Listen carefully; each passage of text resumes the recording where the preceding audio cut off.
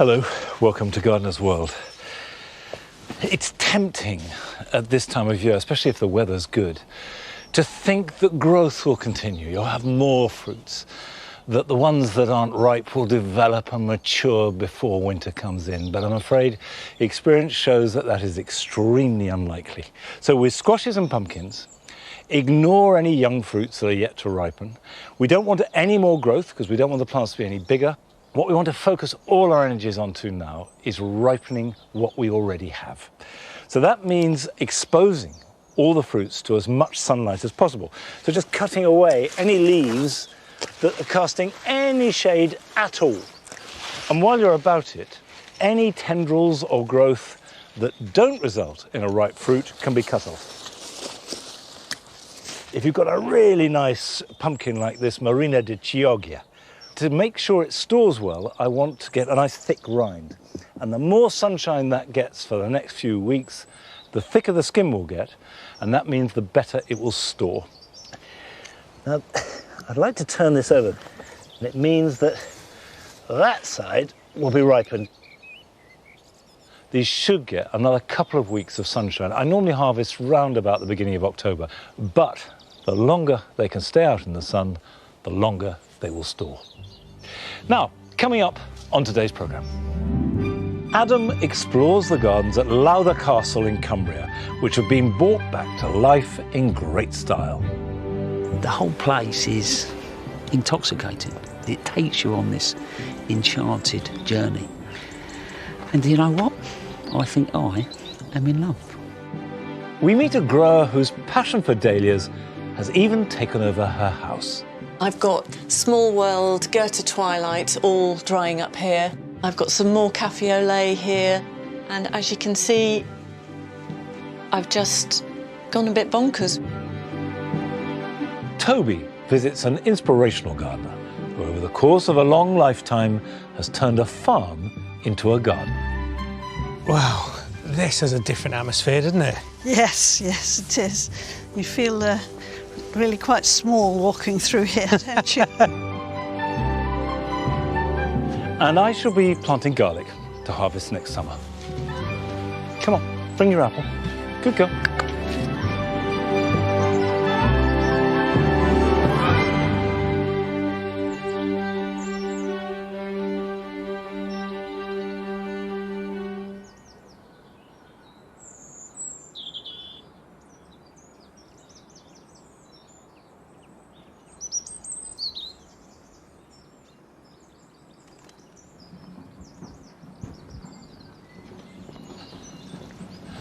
For the vast majority of us, the story of this summer has been one of drought and coping with it. Now, I've got some grasses here that will be suitable for dry shade, but I've also got a plant that seeds itself around the garden, which is ideal. This is pheasant grass, Ornamental lesoniana. And you can see it seeded itself in the shade of a hedge where all the moisture is being sucked up. But we've got a lime tree there, we've got a hornbeam hedge, we've got a box cone. This is probably the driest point it possibly could have chosen. And yet it's relatively happy. So I know that it will thrive in dry shade. They're very tough plants. Not only will they grow in dry shade, they're very adaptable, they'll grow in full sun. Much easier than most grasses. So I'm going to take that, plonk it in there, and I'm going to take these up to the orchard beds and start the new planting.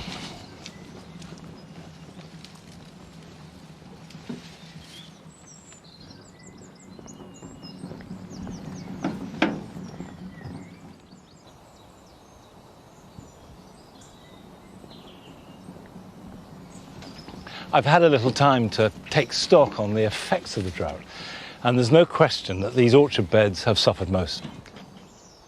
At this time of year, in previous years, you wouldn't see any bare soil at all. There would be colour, and it would be covered with luxuriant growth. Well, that has gone.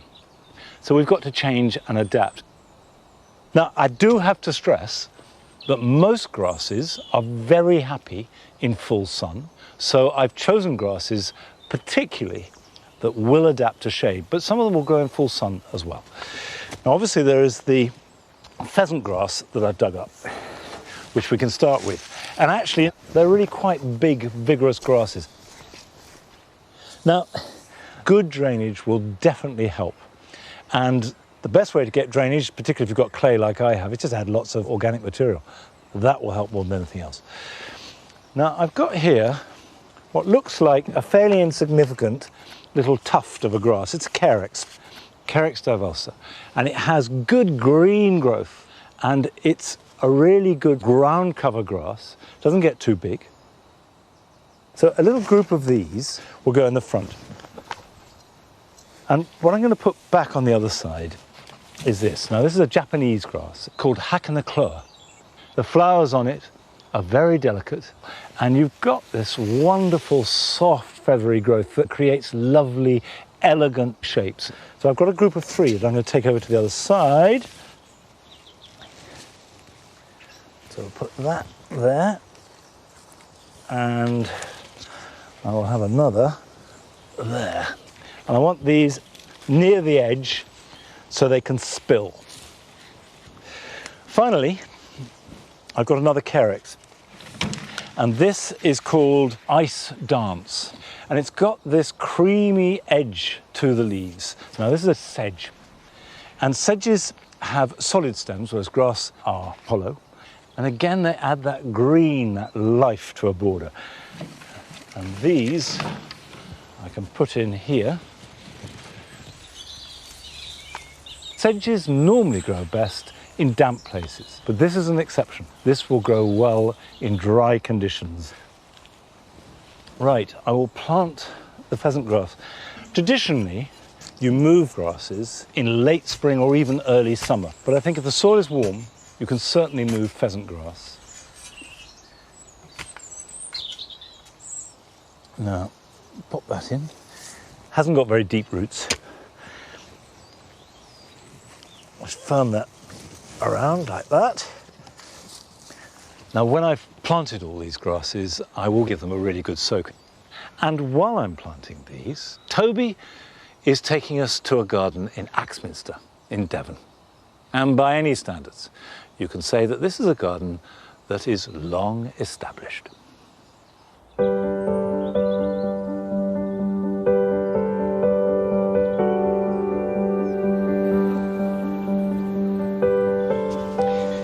A week's a long time in gardening.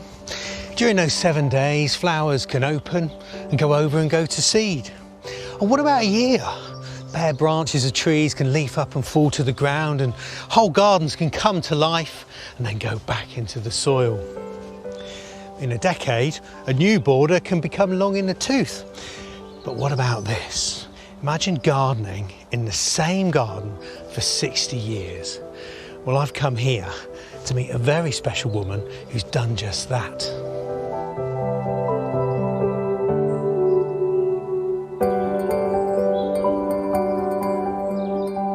Mary Benger and her husband John moved here in 1959 to start a small dairy farm. And while John was busy working the fields, Mary gardened around the house. And as her passion and obsession grew, the boundaries of the garden spread across the farm. The farm is long gone, and today, where cows once grazed, there are 13 acres of beautiful garden. What a remarkable tree. Yes, isn't it lovely? Incredible. This is a native field maple, Acer campestri. I know it well, but the thing Yes. is, I've seen them in North America, acers, Yes. and they do this knobbly thing, but I've never seen it on a field maple here. No. So what was it like when you first came to this part of the garden? Well, this is an old Roman clay pit, and it was very full of trees and brambles, nettles. You had to hack your way through, and then you'd see a glimpse of something beautiful like this tree or some ferns and things. Wow. And it just struck me that I had to make a garden here, and so that's when I started down here. And did you tell John? He was quite happy for me to do this down here because there's no value to the cows or the farm at all, so he said, oh, you can do what you like down there. Yeah. But I don't think he really thought I'd spend the next 60 years planting, weeding, gardening.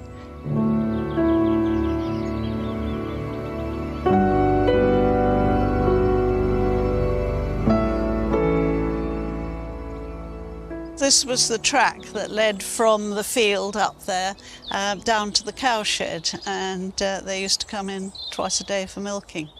Interesting, you kept that in because you'd never know, this is quite a formal area. Yes, yes, I wanted it to be, what I really like doing is a fairly formal design, but with very informal planting. What were the gardening influences? How did you learn?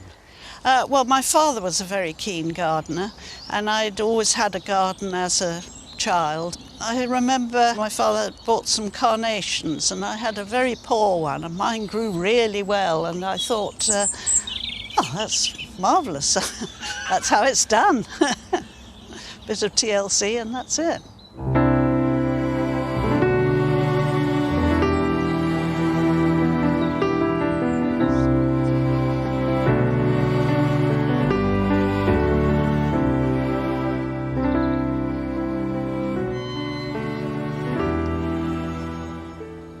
This is the Millennium Garden. Wow. Obviously, I built this in 1999. Everybody at that time had got millennium fever and trying to think what to do. And on a visit to Chelsea, I put a deposit down on this lead trough here. And it's when you're on the way home on the train and you think, what on earth am I going to do with it? And then gradually I thought, I'll make a whole garden to put it in. Well, I can see why it caught your eye. Yes, but building lovely. a garden around a trough is a bit like building a house around a vase. It is. But that's the way a lot of my gardening has happened, you know. So 22 years ago, this beautiful garden was farmland. Absolutely, but I was longing to make a rill somewhere, and then to combine that with the Millennium Trough seemed a good idea. Well, it looks like it's been here forever.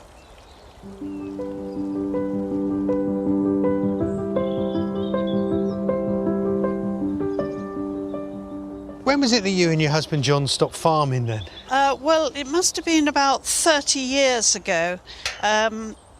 It was really when the milk quotas came in. That was a happy day, I bet, because then John was free to help with the garden. Well, that's a bit of a joke. Enough said. He didn't really enjoy gardening at all.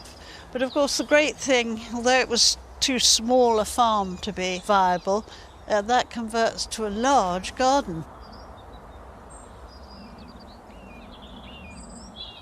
Wow, this has a different atmosphere, doesn't it? Yes, it is.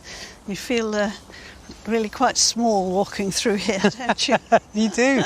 The whole idea was that when I planted it, you couldn't see out of it. And I think it's worked pretty well, really. Well, yeah, it's certainly got an intimate feel. Yes. Very exciting, sort of jungly. Yes.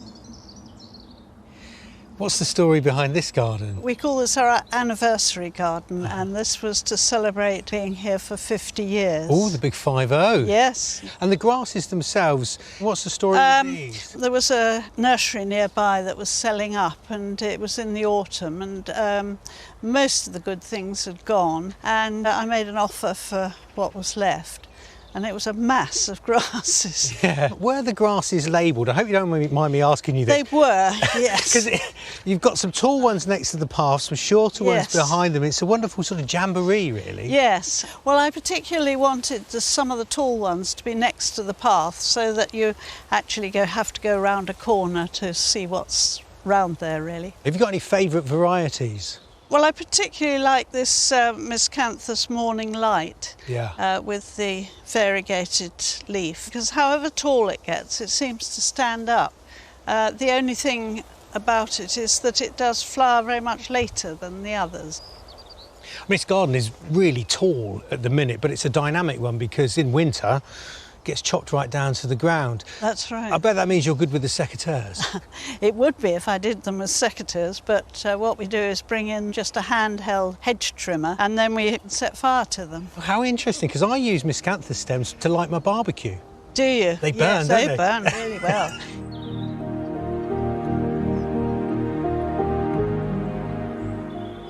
coming out to the garden every day pretty much for 60 years. I mean, you must get such deep satisfaction from your garden. Yes. I mean, do you feel at peace because of it? I mean, Oh, what's it absolutely. There's nothing like going out into a little bit of quiet garden and weeding or planting. And I hope it's a tranquil garden, and I hope that other people get the feeling of tranquility that I have over the years.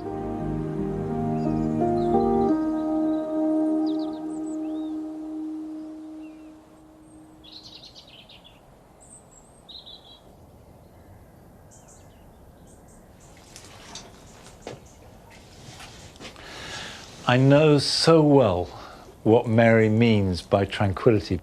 You are part of the change and the flow and the creation of the garden, which gives this deep sense of reward and peace. Now, the fuchsias and the combination with these regal pelargoniums have come through summer surprisingly well. And I say surprising because, by and large, fuchsias don't like the sort of heat we've had. They've been shaded by the vine, which has worked well. We've kept the doors open all summer long, which has meant the blackbirds have got in and have eaten quite a lot of the grapes. But look, there are lots left. This is Black Hamburg. They're not quite ripe yet. These should be a rich, dark, almost black colour. And they will be ready for harvest in a few weeks' time if the wasps don't get to them first, which they haven't done yet. And everything else is fine. I'm particularly happy with these carnivorous plants. This is Sarracenia. These are here to do a job, to eat flies, which they've been doing quite happily. And they just seem to be particularly good this year. I haven't done anything special, but they've certainly enjoyed the conditions. And the one thing about them is they are permanently sitting in a tray of water. That is absolutely essential. Now, it's time to visit one of your gardens, and it belongs to Julie Fisher.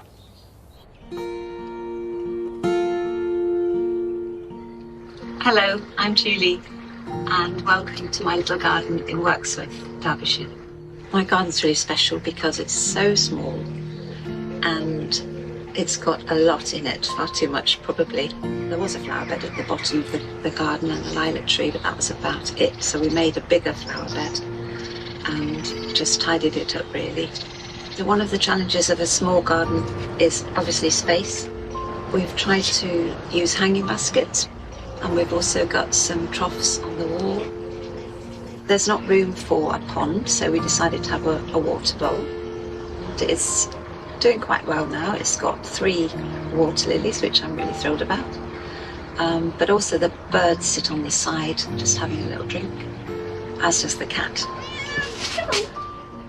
I like trying to grow things in pots that people tell me I shouldn't, and I've had some successes with that.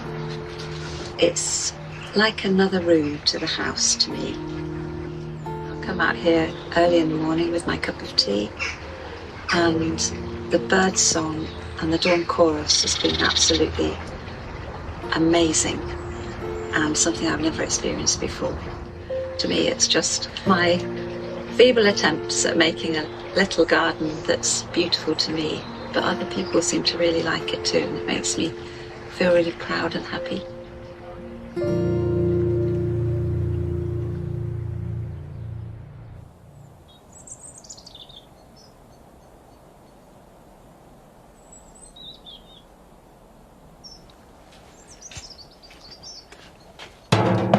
Well, good for you, Julie, growing so much in containers. And if people tell you you can't do it, just ignore them. You'll be amazed at how often it works.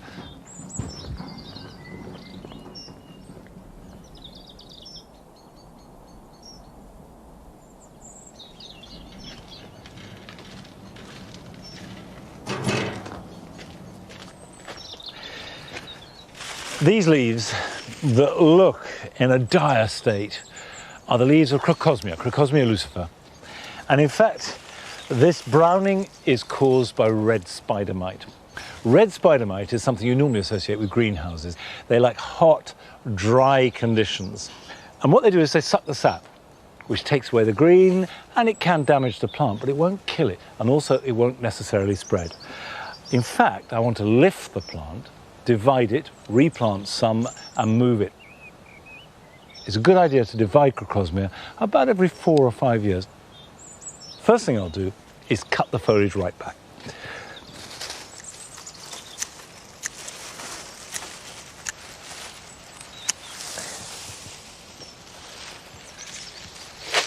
Next thing to do is to dig around the plant and lift it, if possible, whole.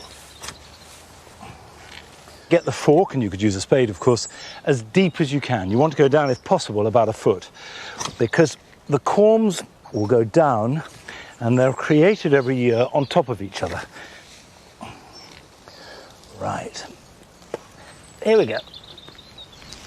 That's it. Into the wheelbarrow.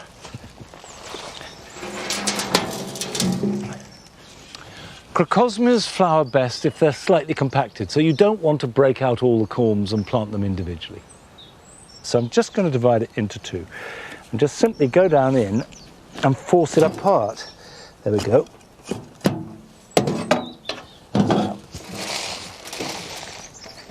Because we have a good clump of corms, this will flower well next year, and the division will give it new impetus and new life.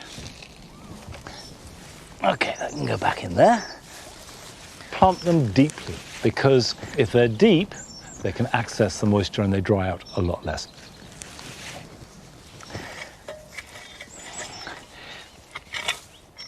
I'll water that in well, and that'll be absolutely fine. And the other half I'm going to put round the corner to give myself another splash of that lovely rich vermilion you get from Crocosmia lucifer. However, don't cut back the foliage if you're not moving them. Let it die back naturally, and that will feed into the corms for next year's flowers. But the colour should be best from dahlias at this time of year. But at Longmeadow this year, as a result of the drought, they are a non-event. However, last year, when we visited the garden of Philippa Stewart in Cheshire, her dahlias were magnificent.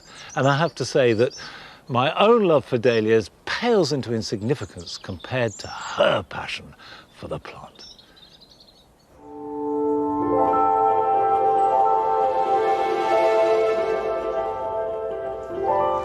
Well, I first started growing dahlias because I needed to have some late summer colour. So I just started with, I think, half a dozen of the dinner plate varieties, and what's not to love about a plant that produces a flower that's 30 centimetres in diameter?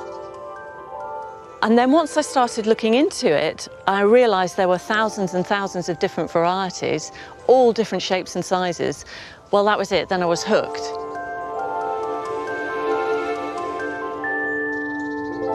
The best blooms that you can get from dahlias are from rooted cuttings, but I don't have the facilities for using artificial heat here. So I increase my stock, as it were, by dividing my dahlias as much as possible. Each season I've stored the dahlias in wood shavings, so at the end of March I get the tubers out, I'll divide them, pot them up and bring them on in the greenhouse. And then at the end of May, I plant them out into the field when the chance of frost has gone. So at that point, I'll add a bit of fish blood and bone meal to the planting hole, and I'll also mulch the plants again as a way of keeping the moisture in, keeping the weeds down, and providing a little bit of extra feed for the dahlias. Once they start to flower, I will then feed with a foliar spray of liquid seaweed, and that helps to promote the blooms.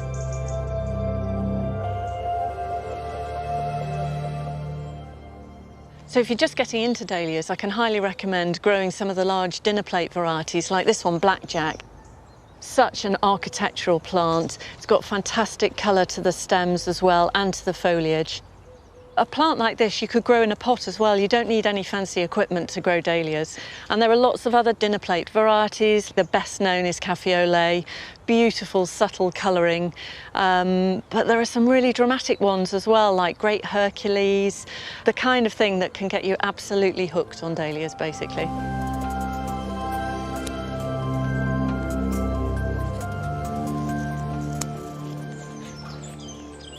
Over the years, I've found that my tastes in dahlias have changed, though, and I've gone much more for the smaller, more detailed blooms.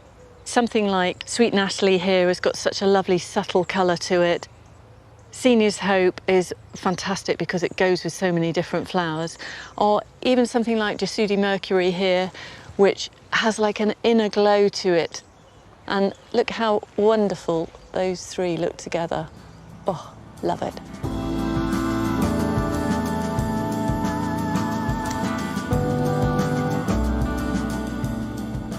So there's pretty much a dahlia for every possible situation. If you want to attract pollinators, then I'd recommend the single varieties like April Heather. And for vase life, I think I'd go for one of the medium ball varieties like Cornell Bronze.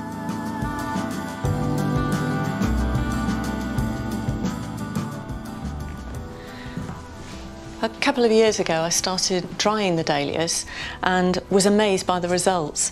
For instance, this is Sweet Natalie when it's fresh, and here we have Sweet Natalie when it's dried. They take on a whole new character of shape and colour and texture when they're dried. Everybody thinks that they'd be very delicate, but in fact, they're really very robust. This is Peppermint Splash, which I'm sorry, but I don't really like you in the fresh. But when it's dried, it takes on a whole new texture and colour and character, which I think is just gorgeous. So I've become a bit obsessed with the dried and basically converted as much as the house as I possibly can into a massive drying area. And for some reason, my family don't seem to mind that they've got flowers in their bedroom, bathroom, in the sitting room, and as my husband says, as long as he can see the telly, he really doesn't mind. I've got Cafe au Lait, Sweet Natalie, Small World, Goethe Twilight, all drying up here. I've got some more Cafe au Lait here, and the whites and the pale lilacs and pale lemons. The whole drying process is really very easy. You just need a space away from direct sunlight, not too hot, not too cold, and I suspend the flowers from the chicken wire, and they take about 3 weeks to dry. And as you can see, I've just gone a bit bonkers.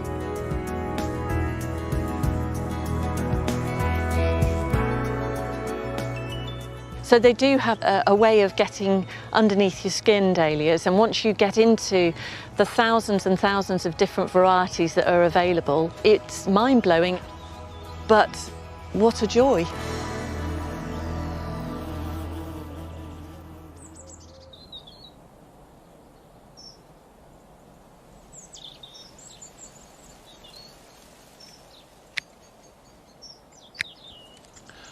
I have to say, not only can I not grow dahlias remotely as well as that, I had never thought of drying them before, but didn't they look good? Well, luckily, the cosmos have done well. And when you plant them into a border, they're really very little trouble. Slightly more demanding when you put them into a container. In a container, particularly if you pack them in like I have here, the thing that is very noticeable is they need watering a lot. And right till we get the first frost, I'll be watering these weekly.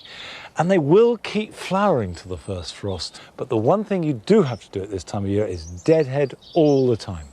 So as soon as they finish flowering, deadhead back to the next bud. And that will promote more flowers. Now, still to come on today's programme. We meet a gardener in Bristol who has transformed her city garden into a haven for wildlife. If I've actually managed to make a little tiny difference that has enabled something else to live in the way that it actually should live, that's such a privilege. Adam visits Lowther Castle to discover how the team there have created a new garden within the bones of the building. I actually just want to jump up and down now because this is like mind-blowingly incredible. But first we're visiting one of your gardens, and it belongs to Christina de Armand, who gardens high up in the sky above Los Angeles. Hello, Gardener's World. Welcome to sunny Southern California. My dream is to someday have a large wildlife-friendly garden, but I'm currently living in a high-rise apartment in downtown LA. In the city, my expectations for wildlife were low, So for this balcony, I initially aimed for a tranquil space to bring a bit of green into my life. I soon started noticing some visitors, like this brave bee who flew up to the 38th floor, and this impressive red-tailed hawk. So I started adding some features for my new friends, like this hummingbird feeder. Reducing waste is important to me, so my dad and I built a planter whose main function is to conceal a worm bin. One interesting side effect of the worm bin is how it has affected this pair of bougainvillea. The one on the left is more leafy and without any flowers. I think it's most likely due to its proximity to the rich soil made by the worms. I had to take advantage of the climate, so I'm growing lemons and I can't wait for the first harvest. This philodendron adds an exotic feel to the space, while the succulents and cacti have been great for their low maintenance and low water needs. That's all for now. On behalf of Snacks and I, thank you for spending some time with us in our little garden.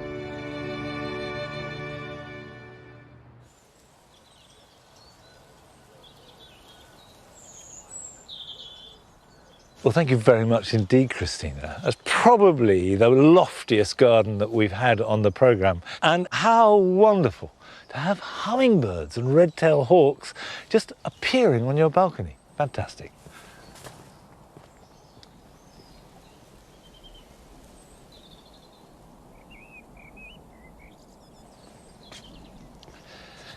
I planted these yews last year.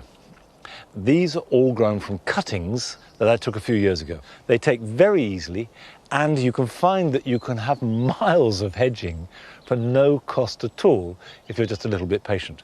What we do have is some of the growth growing out this way, which we don't want yet, and some of it growing dead vertically.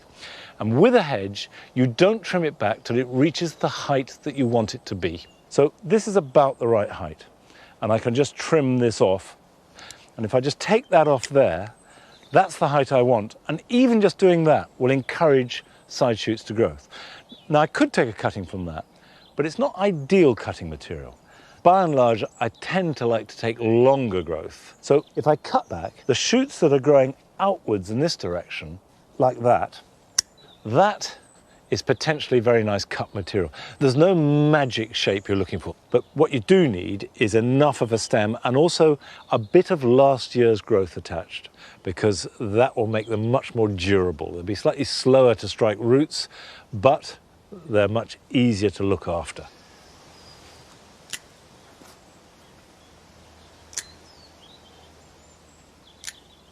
Evergreen cuttings are actually more durable than many, and you have more time and there's less need to panic. But it doesn't hurt just to protect them in a bag and then put them into some soil as quickly as possible. Now, whilst I'm taking yew cuttings, it's also the perfect time of year to take any woody evergreen cuttings like box or philauria or holly. And it's a brilliant way of making hedging plants or topiary that you can grow in your garden. Now, while I'm doing this, we're going to visit a garden in Bristol, which focuses on creating the best possible conditions for as wide a range of wildlife as possible.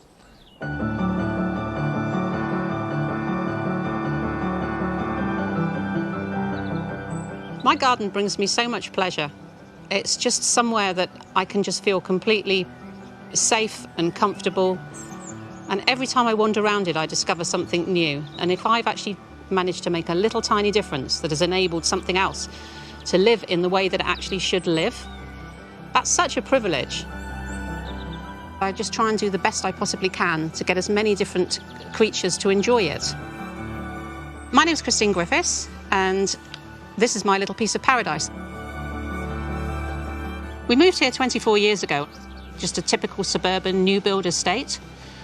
When we moved here, there was nothing, apart from the lovely mature trees behind me here. All there was mud. This garden has been created entirely on a budget. I've actually bought very, very few of the plants that are here. The vast majority of them come from seed that I've collected, and I always bring a little bit of a memory plant from wherever we've lived before. And this garden is also full of memory plants from all my relations, my grandparents, my dad, my mum, my mother-in-law, and lots of friends. One of the plants that does really well in this garden is this. It's a type of yarrow. It has these lovely pink flowers now, and then they fade to purple in the autumn, but it's fantastic for pollinators. Bees and hoverflies in particular love it. I've grown this just from a tiny little plug plant, and as you can see, it spreads really easily. And then another one that I really love is this creeping jenny here, with these lovely bright yellow flowers. Again, it's really nice for pollinators. It's a great ground cover plant. I think people have got this miscomprehension that a wildlife garden has to just be a mess and everything just has to be left to grow. And that's not the idea of it. You can still encourage nature and do a wonderful job and help everything that's going on by being tidy. I am very tidy. I've got my grass cut very short in places. I've got my neat edging and things like that. But then I've also got these areas that I've let do their own thing. This lovely bush here is actually privet, which I think is a very underrated plant. What I've noticed about this one is since I've cut it into this shape, I'm getting more and more flower on it, so more and more pollinators using it. It now has black berries that are in the autumn, and wonderfully, we actually have blackcaps in the garden. In fact, last year we had a pair, a male and female blackcap, so a really good example of a very underrated plant, which is fantastic for wildlife. This is my meadow area, and I think it's probably the one thing that I've done that's made the biggest difference to the garden. It's got a huge variety of different plants in it, most of which I've actually just put in here from seed. My meadow has made the most incredible difference to my garden, it really has. Even if you've only got a square metre that you can use, that little square metre would make such a difference. This garden attracts a huge range of different wildlife, from tiny insects through to a large range of birds to some really quite surprising mammals. We've got a trail cam that we put out at night now, and that means that we can actually see what's been going on in the garden when we're tucked up in bed. There's a really cute little fox cub that comes through here, has a bit of a look around, really inquisitive. And they're coming through the hole that I've made through the hedge. But the most surprising thing that happened here was I made a little tunnel for hedgehogs to come through, and that wasn't what I attracted. After I'd made this little tunnel, I woke up in the morning, looked out the window, and all the rocks were blasted all over the lawn. And so we put the camera out and had a look, and much to our amazement, it was a badger. And it wasn't just one badger, it was multiple badgers. And that was the most amazing thing, to actually see badgers in my garden. It's such a privilege to have them, it's wonderful. One of the things that I've found since we have been lucky enough to have the badgers coming into the garden is that I definitely have less snails and slugs. Lupins are one of my favourite plants, which I'd actually given up growing, but I'm finding that I can now grow things like that again because I've got the badgers and things coming in which appear to be eating the snails and slugs.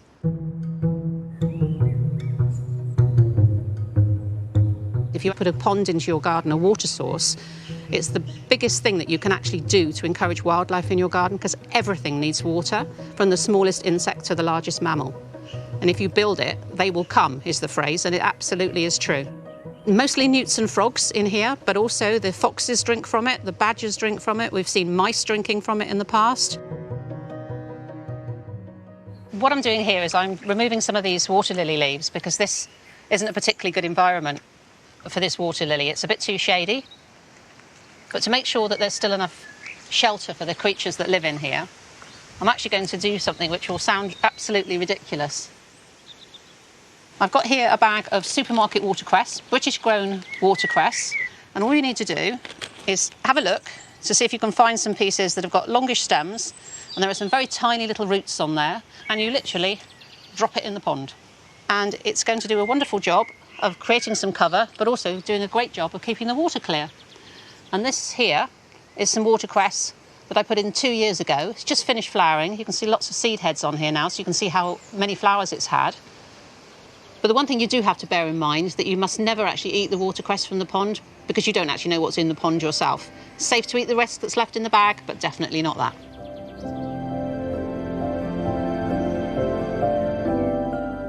You don't need a big space to make yourself feel happy if you just connect with what's around you and connect with nature. I think it's hugely important and it just makes me feel really happy.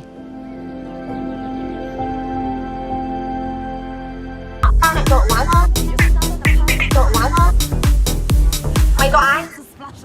Đừng bao giờ dạy con rằng là đi ra ngoài nhướng mắt nó đâu đánh chết rất lưu. Đó, nó có chú đó, nó có bác đó. Bác nó cầm súng đến nó bắn cái pặc bắn chết. Em có thể nói như, em có thể nói như bắn cái pặc.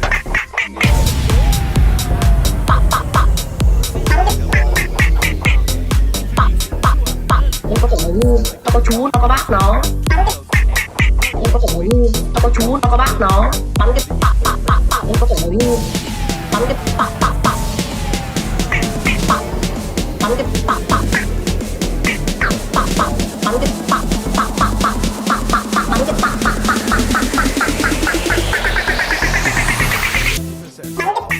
Mày có ai?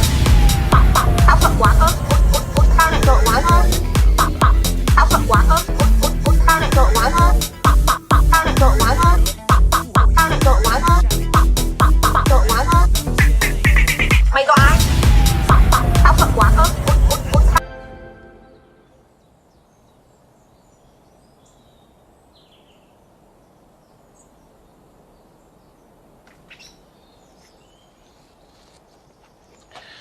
I think the message that is so important is that you don't need a big garden or a big space to make a big difference to wildlife and to get a huge amount of pleasure. Now you can see I've done one pot with cuttings, and you can see I've placed them around the outside and buried them full length in a very gritty compost mix. The important thing is it's well drained. Perlite, vermiculite, grit, or even sand. The one thing that you can't take at all is being waterlogged. So make sure the drainage is good. And then strip off the lower leaves, as I have done here. Cut below a node, because that's the point that is most likely to develop roots, although roots will develop along the stem as well.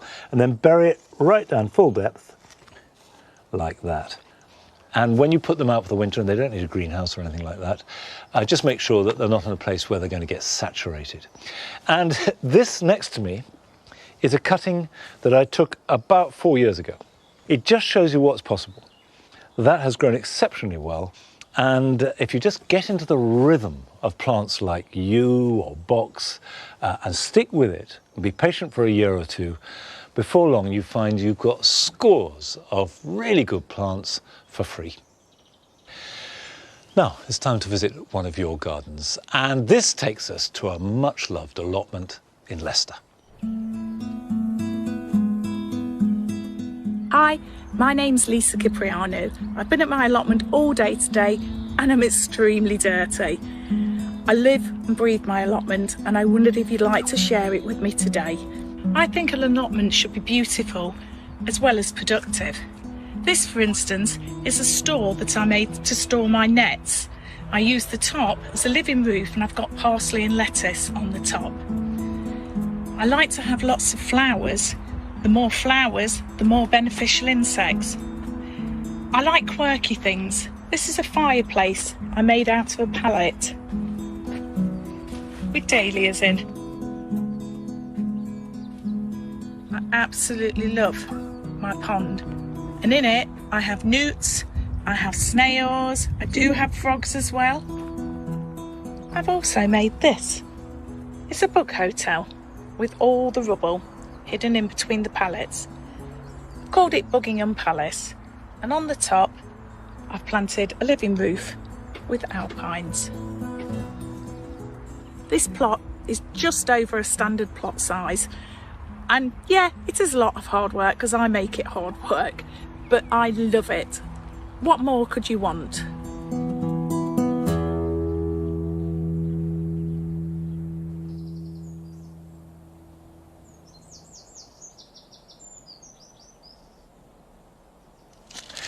I like the way that Lisa is using her allotment for delight, as well as just sort of pragmatic nourishment. I think the more they can be used like that, the better. I'm preparing some garlic to plant. I do like to start getting garlic in the ground in September and do a further sowing or planting in October and even November. It's a good idea to get them in the ground by Christmas because they need a period of cold in order for the cloves to form. If you put them in too late, what you can find is they grow, but you just have one solid bulb rather than being divided up into cloves. But this first planting is invariably for hardneck varieties. And there are two types of garlic, there's hardneck and softneck. And what you buy in the supermarket is softneck.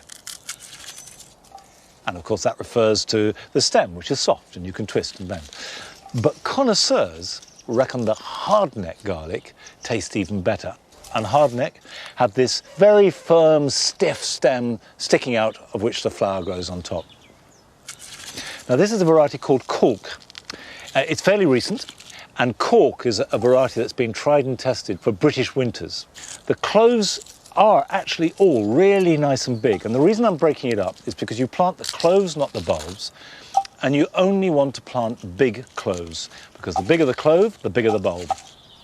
Now you may remember that last week in this raised bed I sowed some spinach, and in that week the spinach has already germinated and we've got rows of it. And I'm going to use the space between the rows to grow garlic. Now, there are two things you need to bear in mind when planting garlic. The first is pointy end up. And these need to be planted with at least the height of the bulb above it with soil. And plant them about 9 inches to a foot apart. And the idea is that these will appear in about a month's time or so, and they won't grow a lot over winter. But the spinach will. So I'm going to harvest the spinach all over winter while the garlic is gently establishing. And the garlic will really start to grow away about next April, by which time I will have taken the spinach out and then the garlic can have the bed to itself. A raised bed is a really good way to grow garlic because they do like rich soil, but also good drainage. If you've got very wet ground, you can grow garlic in containers, but they do need to have at least 6 inches between the cloves and also give them room for the roots to grow, and then you get a really nice big bulb which will give you lovely plump cloves. The other option is plant each clove in a small pot, grow it on, doesn't need to be indoors, it can be left outside, and then next spring plant it out where it's to grow, but ideally get them in the ground if you can. Now, Adam has been to see gardens of all kinds, and most of them he's shared with us. But this week, he goes to visit what is perhaps one of the most romantic gardens you could possibly conceive.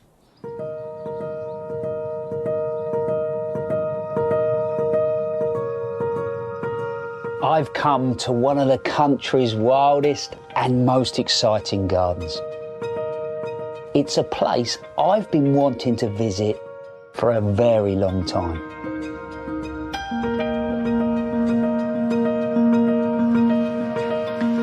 This is Lowther Castle. Lost to the wilderness for nearly a century, the remarkable gardens here at Lowther have started to re-emerge thanks to one of Europe's biggest restoration projects. Little by little, an epic horticultural rescue has been underway. And since 2012, it's been head gardener Martin Ogle who has been the driving force. I'm meeting him in one of the complete gardens within the castle ruin. So Martin, you're a local lad. Yes. You know, as a kid, when did this place first come on your radar? As a child, I remember Lowther Castle stood on the distant hillside, and to a lot of locals, the mysterious shell of Lowther Castle has stood here for many, many years. It's stuck in everyone's memory, I think. But I walked in here, you know, the birds flew up, and there's a sense of theatre. The hairs on the back of your neck stand up. There's an incredible feeling about the place, isn't there? There is, yeah. Overall, I mean, what we aim to do with the planting is just to create this unique atmosphere and sense of place. It's not big on colour, you know, it plays with texture, foliage, and there's a calmness to the place. But you sort of look around it, you know, in its day, this must have been some place. How did it end up like this? It's quite a long story, to be honest. It really is. The last occupant of this building was a chap called the Yellow Earl. I've read a little bit about him. He sounds, to be fair, he sounds like he'd be a great fella to have a night out with. Yes, yeah, I imagine so, yeah. You know, very much entertained the rich and famous here at Lowther Castle, led a very, very extravagant lifestyle, and he was also a keen gardener as well. At that time period, early 1900s, the gardens here at Lowther were at the height of horticultural fashions. Towards the end of the 1930s, the Lowther estate could no longer afford to bankroll the yellow whale's lifestyle, and so the yellow whale was removed from the castle, and the garden was last opened to the public in 1939. As Lowther fell into decline, bruised crops, pig farms were installed, until finally a trust was formed and employed designer Dan Pearson to retrieve and reimagine the gardens. The romance of the castle ruined garden is matched with the parterre, which has been sublimely planted to give the appearance of a threadbare tapestry. Elsewhere, other remnants of the past have been given new life, like the magnificent rose garden, laid out like the folds of a flower. But there's still much to do, including areas only recently cleared of spruce, like the rock garden. I actually just want to jump up and down now, because this is like, for me, mind-blowingly incredible. What was it like for you when the trees got cleared? It was the big reveal, really. We removed all of the trees, leaving just the broad leaves, and that's when we got a full idea of what we were working with in here. So I know, we talked about the Earl being extravagant and whatever, but you don't go to this level of detail and work without caring about something. He must have loved gardening. Absolutely, yeah. This was his showpiece. This was one of the gems of the garden. We know there's a collection of trilliums that come back every year that have survived the 90 years worth of neglect and buried by nature, and they still thrive in the corner of the rock garden. Yeah. And we know that the yellow whale brought those back here to Lowther Castle from a trip to Canada many years ago. And how are we going to sort of, say we, like I'm staying now, obviously, as you can see, but what are we looking to put back sort of botanically? We're using a whole host of bulbs, perennials, grasses, ferns, to just play into that effect of that atmosphere and sense of place within this garden.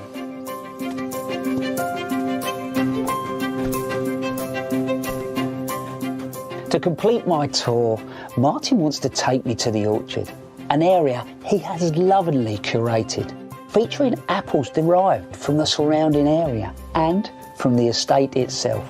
There's even a variety called Yellow Earl. Apart from the fact that we obviously hope this tree behaves an awful lot better than the Earl himself, yeah. what is it bringing to the party that's going to make it special? That heritage, and that connection with Lowther and the garden, it's kind of icing on the cake, as it were. You know what I'm going to ask, don't you? Yeah. Can I? Is of course that all right? You can, yes. Are you sure? By all means, yeah. I don't want you talking about me when I'm gone. So he walked in here, and what he did is he started pinching our apples.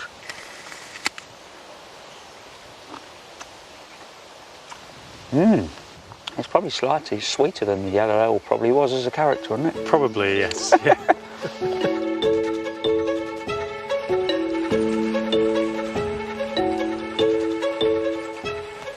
I'm now in the new rose garden, and I think what's special about this place is it's not stuck in the past. It's evolving and it's moving forward, but they're doing it in such a gentle, calm way. The whole place is intoxicating. It's not just the smell of these roses, it takes you on this enchanted journey. And you know what? I think I am in love.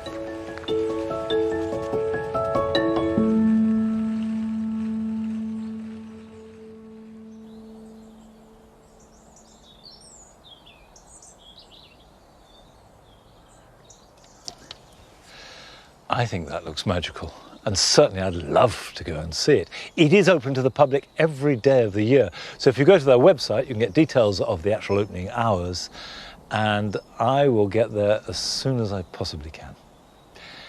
Now, Now, the container veg has had a mixed summer. Of course it has, because the truth is it was almost the worst possible year you could try growing vegetables in containers.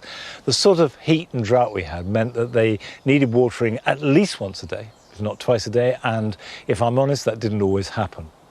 But nevertheless, I've been very happy with the results. And the empty containers are where we've eaten the crops. We had really good potatoes. We had good cabbages, we've had lovely lettuces, we've had beans. I've left some on to dry so we can keep the seed. We did do a trial with the tomatoes. They're all gardener's delight, and we grew them in 3 different ways. One in a conventional growing bag, one in which I cut the bottoms of 3 pots and put them on top of the holes in the grow bag so that you've got extra root run, and one where we cut a grow bag in half, turned it on its end and planted 1 plant in each of them. And the idea was to see which would do better. And I have to say that they've all done equally well. There really doesn't seem to be any difference. And to me, that means just give it a go. It doesn't really matter how you grow them. You can grow good tomatoes in a container. I am adding a few plants in now, a few lettuce. It's too late to sow seed, but if you can buy young plants, there's still time to do that. Now, I'm just loosening up the compost in here, but don't be tempted to reuse it as it is, because all the goodness will be out of it. So I've added plenty of garden compost, just to give it a bit more goodness, because we haven't got very long for this to grow, and we want maximum results. So I'm going to fill that up, like that, and just smooth it out, and plant into that. This is a salad bowl variety, which there's no reason why I shouldn't be harvesting this almost till Christmas. And you can see I've grown these from seed. I sowed the seed about 6 weeks ago. Nice little plugs. Right, while I'm doing this, here are your jobs for the weekend.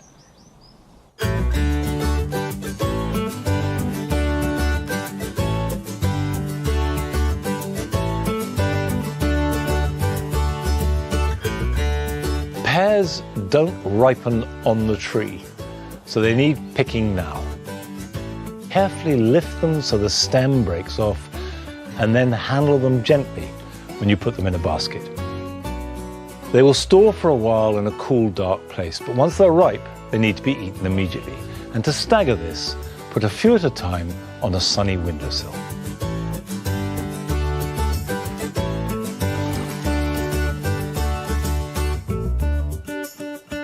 It's been a hard year for grass of all kinds, but you can do a lot of good simply by giving them a good scratch. Use a wire rake and rake them vigorously, pulling up all dead grass and moss and exposing some bare soil. It might look a little rough at first, but we'll quickly recover and set them up for winter and next spring.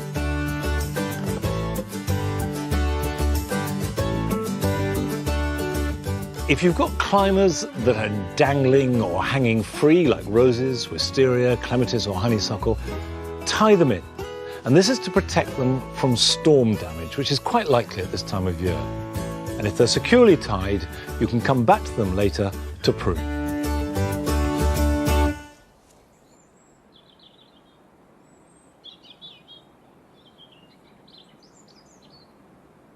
Today is the autumn equinox.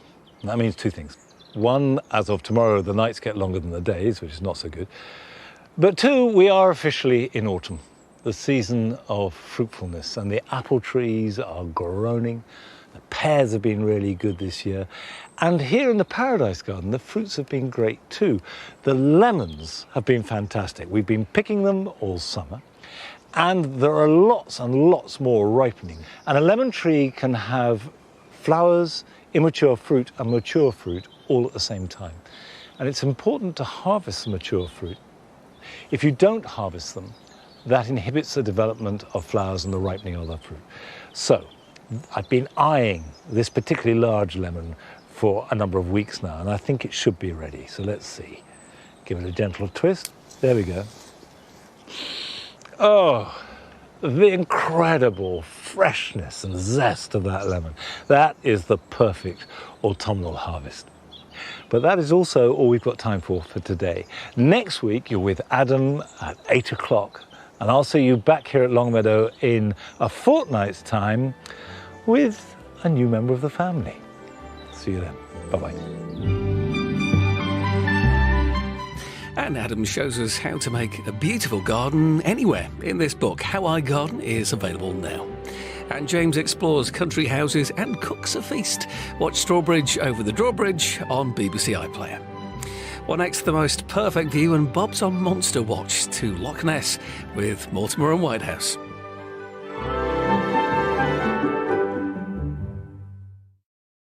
Best piece of advice I've been given in all these years came from Eric. He said to me, faster and louder. There's no real moment in my life that I've questioned a relationship to music. The best of Britain's cultural minds, in their own words. Sunday nights on BBC4.